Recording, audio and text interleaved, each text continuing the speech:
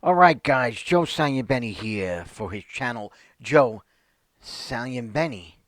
And today, I'm going to get into the antitrust report that was released by Congress just today about Amazon, Google, Apple, and Facebook, and whether they are monopolies or not. So let's get to it.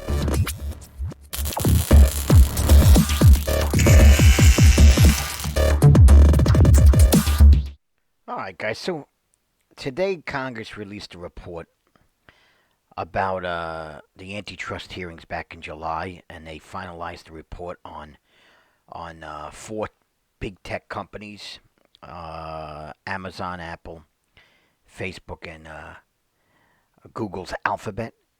And the report was very interesting. I'm going to get to it on my screen, but suffice to say, even the election could affect this whole tech antitrust case.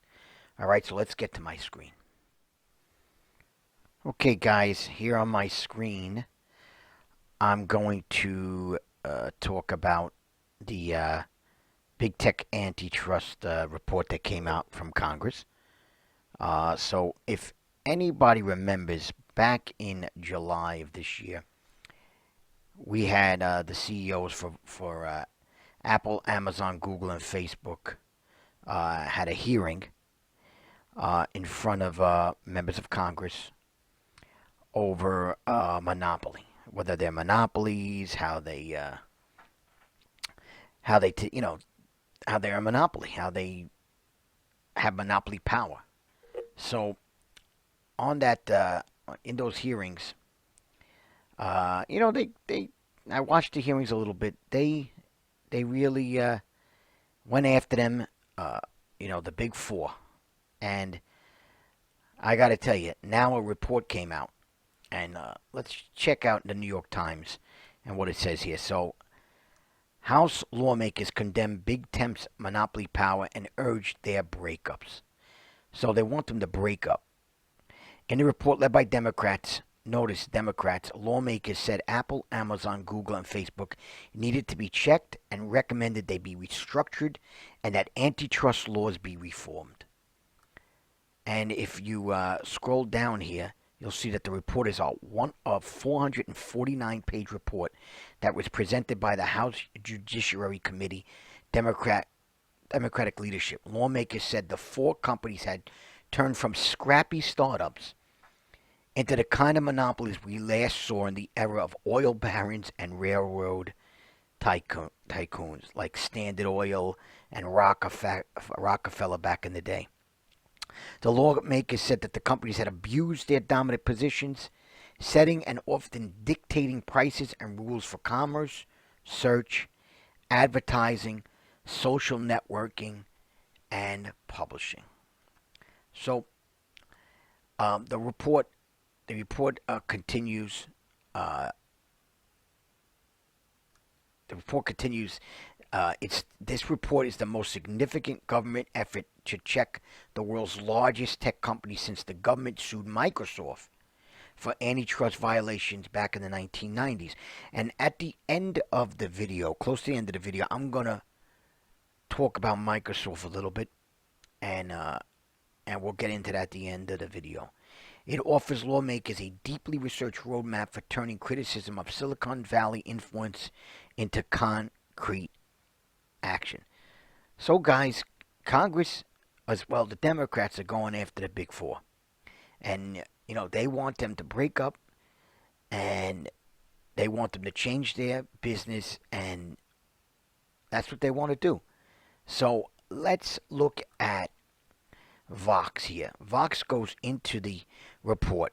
All right, so it says here the big tech antitrust report has one big conclusion: Amazon, Apple, Facebook, and Google are anti competitive. The report scrutinizes the way the four biggest tech companies have amassed enormous market power. Now, what's good about this article is they kind of summarize the report up, and I'm going to scroll down and show you what I mean. So, Let's look at each company. Amazon, and this is from from Vox. With Amazon accounting for nearly 40% of all e-commerce sales in the US, making it more than 7 times larger in this arena than number 2 Walmart. The Democrats' report argues that the tech giant has used its powerful position in anti-competitive ways. The report also alleges that Amazon's U.S. e-commerce market share is closer to 50% or more in the country, rather than the near 40% figure commonly cited based on estimates from the research firm eMarketer. The report argues that the company unfairly gleans data and information from its third-party sellers, and it uses to strengthen the retail side of its business, including favoring its own product brands over those of competitors, giving this merchandise exclusive merchandising space on its virtual shelves, and prioritizing it in search results. Another criticism is that Amazon can charge sellers ever increasing fees because of its dominant position, and that most sellers and brands have practically no negotiating power due to their reliance on Amazon's sales channel. Amazon also penalizes sellers for selling their merchandise for lower prices on the retail site. Amazon released a company blog post in response to the report, calling it flawed thinking that Amazon is engaging in an anti-competitive business practice and that the antitrust regulatory action would have the primary effect of forcing millions of independent retailers out of online stores. All large organizations attract the attention of regulators, and we welcome that scrutiny. But large companies are not dominant by definition, and the presumption that success can only be the result of anti-competitive behavior is simply wrong. So that's Amazon. There's an example of what the report is saying in Amazon.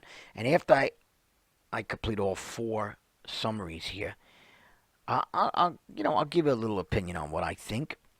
Let's look at Facebook. Tuesday report argues that Facebook has expanded its monopolistic power in the social media's industry by using a copy, acquire, and kill strategy against its competitors, and by unfairly hurting rival companies like Instagram, which the company purchased in 2012. Specifically, the report argues that Facebook's acquisition of Instagram was a blatant attempt to neutralize a nascent competitive threat. Nascent competitive threat. Wow. The report alleges that after Facebook bought Instagram, it intentionally stymied the photo sharing app's success so that it wouldn't compete with Facebook internally. The report cites a slew of internal emails, memos, testimony from senior level Facebook employees, including CEO Mark Zuckerberg, which support the argument that Facebook crushed Instagram by exerting monopoly power. In one email, Zuckerberg told Facebook former CTO that he had been thinking about how much Facebook should be willing to pay to acquire mobile app companies like Instagram that are building networks that are competitive with our own. The report argues this that proves that Zuckerberg had anti-competitive interests from the beginning. The report also cites a former senior level Instagram employee who told Congress that Zuckerberg oversaw brutal infighting between Instagram and Facebook. After the acquisition, with Zuckerberg slowing down Instagram's natural growth to benefit Facebook proper, the Instagram whistleblower went so far as to call it collusion, but within an internal monopoly. It's unclear to me why this should not be illegal. As part of their investigation, the subcommittee found an internal Facebook document called the Cunningham Memo, written in 2018 by Thomas Cunningham, a senior data scientist and economist at Facebook, which allegedly shows that Facebook has knowingly tipped its company toward becoming a monopoly. acknowledging that social media apps have tipping points where either everyone uses them or no one uses them, according to the memo. This memo was a key part of Zuckerberg's acquisition strategy ahead of the Instagram purchase, according to internal documents and an interview the subcommittee conducted with a former Facebook employee involved with the project. So there's Facebook. So hopefully you got that. He goes into a little bit more about Facebook. Facebook is a long summary, but you got the gist of it. Let's go into Google, Alphabet. The Democrats report argues that Google has a monopoly in the online search and marketing industry, creating an ecosystem of interlocking monopolies, which it has maintained through anti-competitive practices in two ways.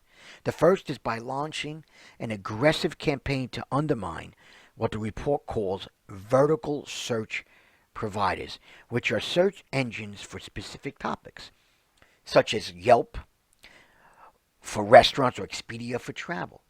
The report says Google uses its dominance to boost Google's own inferior content over some of other companies' content and in search results. The second major way that Google has demonstrated anti-competitive behavior, the report argues, is through a series of anti-competitive contracts that pushes people to rely on Google search when using phones with Android operating system. Google purchased Android back in 2005. Documents show that Google required smartphone manufacturers to pre-install and give default status to Google's own apps, the report states. Unsurprisingly, Google told Recode it disagreed with Tuesday's report, saying that the feature outdated the inaccurate allegations from commercial rivals about search and other services. Americans simply don't want Congress to break Google's product or harm the free service they use every day. Read a statement in part from Julie McAllister, a spokesperson for Google. So there's Google. And now finally Apple. According to Tuesday's report, Apple exerts monopoly power through the oversight of software that's downloaded on half of all mobile phones in the United States. That's a direct reference to Apple's App Store. If you have an iPhone, you can only use apps that you download from the company's tightly controlled store. The subcommittee staff investigating Apple say in the report that the company has exploited its dominance to exclude some rivals from its stores, unfairly favor its own apps, and charge fees that some app developers told the subcommittee are exorbitantly high. Such a battle between Apple and developers over in-app fees exploded into public spotlight earlier this year when the makers of Fortnite, Epic Games, told its users they could buy the game's virtual currency directly from Epic rather than through the Apple iOS version of the app. The reason? Epic wanted to avoid the 30% fee Apple charges for such an in-app purchase. Dueling lawsuits ensued, and Apple even banned the game from the App Store. This is just one example of many cases like this that the report cites. Apple, of course, refuted the conclusions in the Democrats' report, telling Recode in a statement, "Our company does not have a dominant market share in any category where we do business." Last year in the United States alone, the App Store facilitated $138 billion in commerce, with over 85% of that amount accruing solely to third-party developers. Apple's commission rates are firmly in the mainstream of those charged by other app stores and gaming marketplaces. So there you go. There you go. Those are it summarized by Vox and Recode about the four companies. So let's talk about Microsoft. What happened to Microsoft back in '98? All right, and there's a good article from BusinessInsider.com about Microsoft and how today's hearing is similar or what's different than the hearing from 22 years ago. So it said here Wednesday's big tech antitrust hearing back in July has echoes of Bill Gates and Microsoft's landmark court battle 22 years ago. Here's why the government scrutinizes Gates and how it played out for the company. So if you read in the article, back in the late 90s, Microsoft had a browser, uh, an Explorer browser that they started to automatically put into their Windows software, and this caused a company like Netscape, who had an internet browser, to say it was a monopoly move, because now who's going to use Netscape browser if Microsoft automatically gives the browser for free in Microsoft Windows? Among other these things, they mention software monopolies and Java, Sun Microsystem, when Windows changed the Java code, something like that. Read the article, and you'll learn more about what happened back then. But what fascinated me was, and I've totally forgot about this, is that the case was so stressful for Bill Gates that he basically went into early retirement, and Steve Ballmer became the CEO in 2002, I believe. So this is how much it affected Bill Gates. And it's a great little article on BusinessInsider.com. Eventually, Microsoft appealed the decision and made a deal to allow companies to look at the code for like Windows, so they can create programs, easily with the Windows, knowing the code and how to easily work with other companies. So read the article. It's a great article. But why I wanted to bring up Microsoft, this was about 1998. I believe March 1998 it started the hearings, and it ended like early 2001. So what I did was I wanted to show you a chart to show you how Microsoft, the stock, was affected from that back then. All right? And why I'm showing this is because this is what I think is going to kind of be the situation with Apple, Google, Facebook, and Amazon. I think it's going to be a similar situation when it comes to the actual movement of the stock price. So let me show you the stock price of Microsoft. So this is the stock price of Microsoft back in 1998.